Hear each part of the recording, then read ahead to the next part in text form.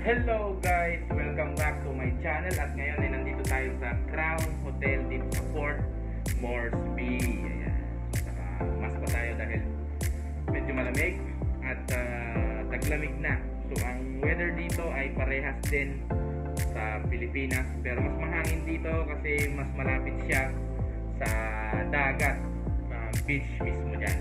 So ito yung aking hotel room. 7-Eleven, nasa 7th floor tayo. I think nasa 10th floor lang to dito. So pasyal ko kayo ng konti siyempre para makita nyo yung setup ng hotel. I think nasa 4-star hotel lang siya, hindi siya ganun sa 5-star, pero para sa akin parang 5-star na rin but maybe siguro dun sa facility iba. Pero kanina nakita ko na meron ding mga swimming pool and gym. Okay, so papasyalan natin yan baka mamayang gabi or hapon. Okay, so dito tayo. Ito yung pinaka main door natin. So of course meron yung mga alam nyo na yan, emergency evacuation plan. So dito meron cabinet. Yan, nalagay nyo yung mga damit nyo dyan. Gusto nyo mag-plancha, meron plancha. Ayan, ready. Then bolt, syempre safety bolt sa mga mahalagang gamit natin, kailangan niya cellphones, alahas, or money, or whatever na mahalagang gamit natin. And then dito naman, so yung restroom nila, pasukin natin. Yan. So ito nyo naman. Siyempre, kompleto yan. Yan, merong shampoo, conditioner, foam bath, body lotion, shaving kit, shower gel. Yan, tissue dito. And then yan, may towel, of course. Alam naman natin na meron talaga niyan, di ba? Then ayun, meron silang timbangan dito. Siguro gusto mo magbawas ng timbang at minomonitor mo yung timbang pag nagda-diet ka, ay yun, meron sila dyan. Then dito, of course, yung bathtub. Yan, maliligo rin tayo dyan mamaya. So may shower, of course.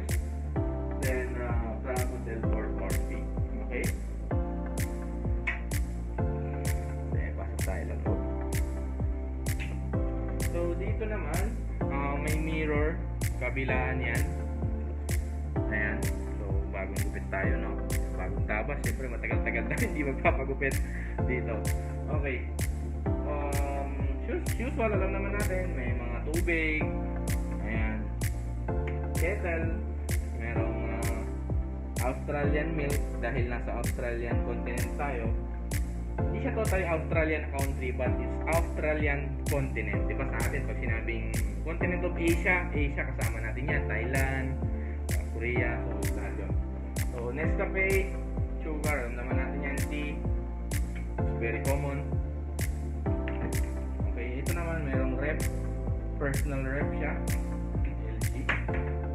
So dito siguro ng mga spoon and fork. So ayan, kung gusto nyo uminom ng red wine, na dalawa kayo dito kasi parang medyo malaki para sa akin yung siguro pang 2 tao.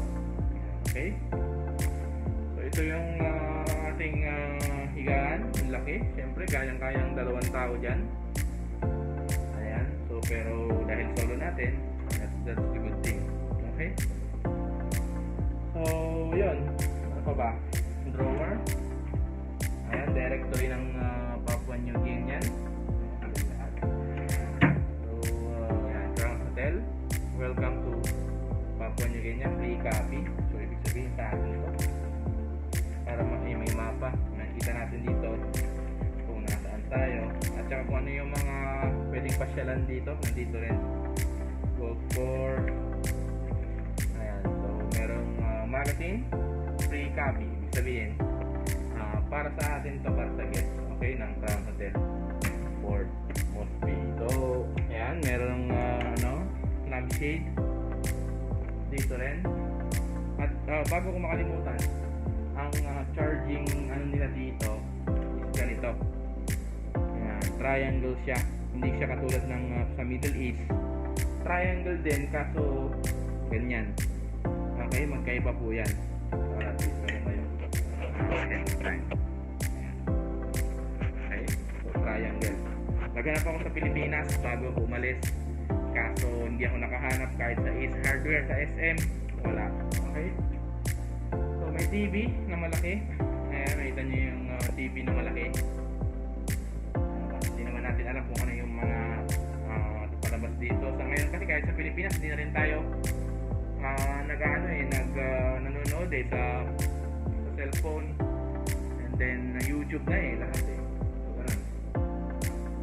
Ayan, mga documents natin, mga pasalubong. Saka yung mga planeta natin.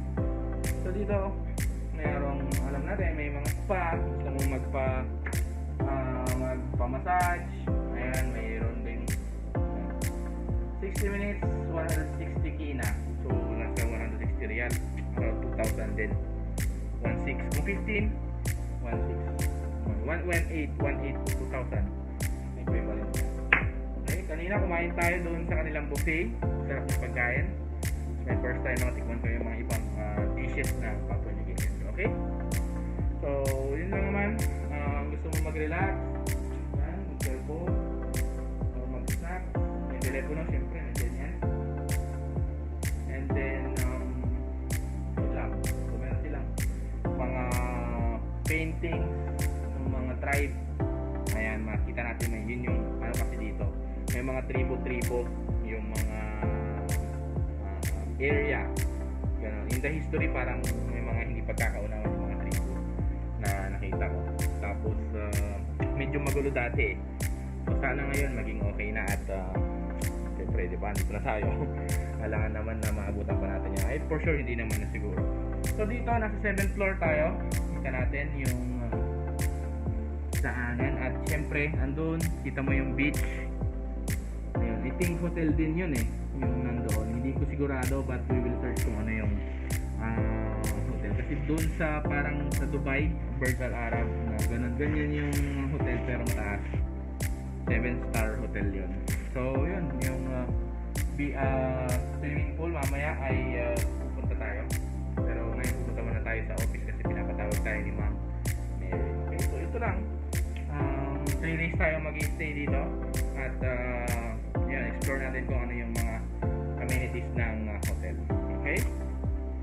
So hanggang dito na lang muna ang ating simple vlog dito sa ating hotel at salamat sa ating company at yan, binigyan tayo ng pagkakataon din na maka-check-in dito.